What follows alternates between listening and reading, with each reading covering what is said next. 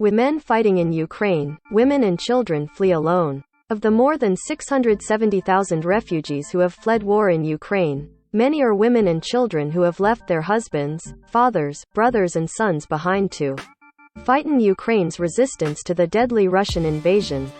TISZABECS, Hungary. Of the hundreds of refugees gathered on the grounds of a village school in eastern Hungary, almost all were women and children who left their husbands, fathers, brothers and sons behind to fight in Ukraine's resistance to the deadly Russian invasion. I have brothers, they are fighting now, said Olga Skliarova, a 34-year-old resident of Ukraine's capital, Kyiv.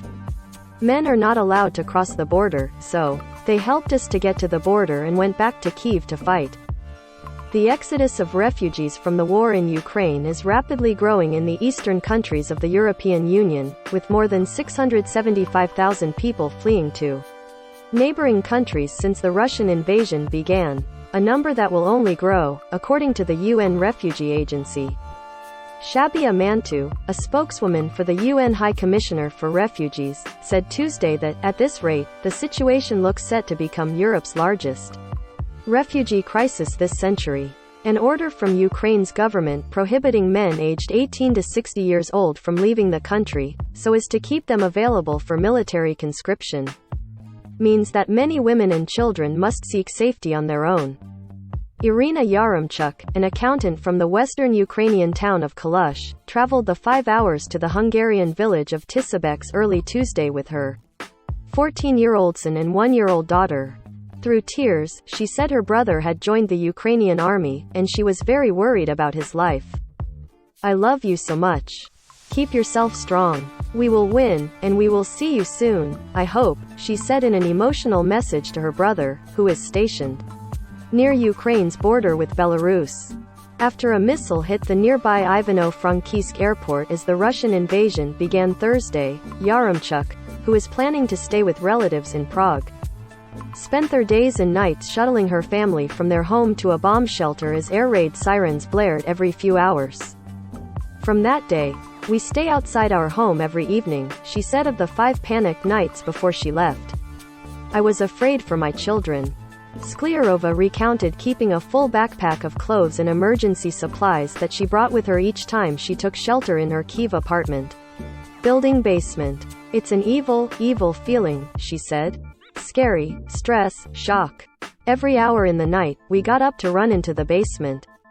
We slept dressed to get up and in Poland, too, it was largely Ukrainian women arriving with their children as Russian President Vladimir Putin's forces intensified their attacks on civilian targets in a campaign that is becoming deadlier for children. Ukrainian President Volodymyr Zelensky told the European Parliament on Tuesday that Russian forces had killed 16 children the day before as he appealed to EU leaders to accept Ukraine in the bloc.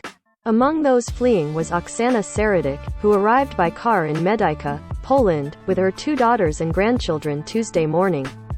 Her daughter Mariana drove the car, sometimes with her 16-month-old baby sitting on her lap and nursing.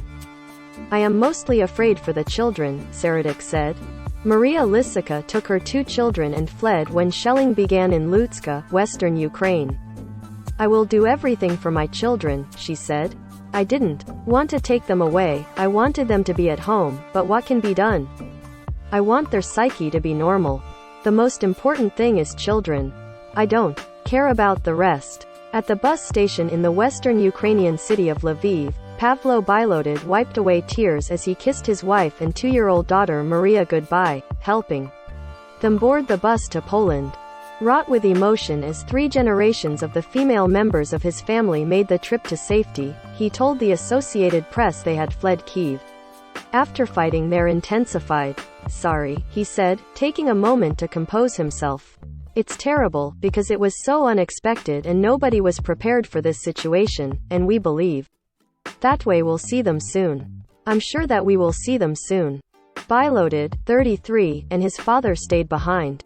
We're staying here and we have to volunteer and we will do here what we can do here in Lviv, and if we will need, we will go to Kyiv to fight, he said. Ukrainian singer Jamala, who won the 2016 Eurovision contest with a song about the 1944 deportations of Crimean Tatars by Joseph Stalin, was also among those who fled Ukraine with her 2 children. A Crimean Tatar, Jamala, who escaped to Turkey, told reporters in Istanbul that she never imagined she would share the same fate as her grandmother, who she said had just 15 minutes to pack during the forced deportations of 1944.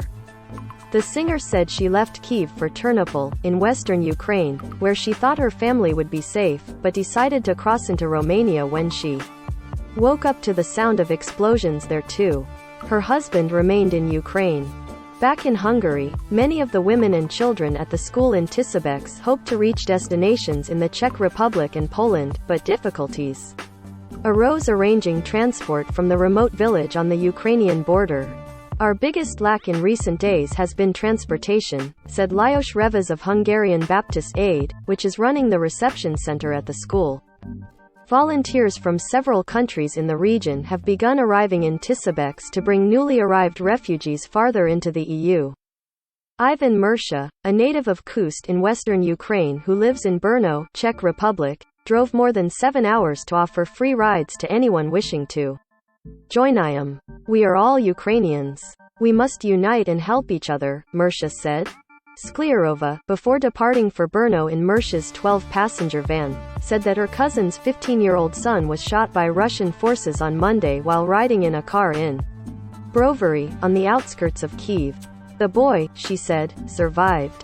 When asked what she expects to find when she returns to Kyiv, she said simply, ruins. I think someone has to stop Putin, she said.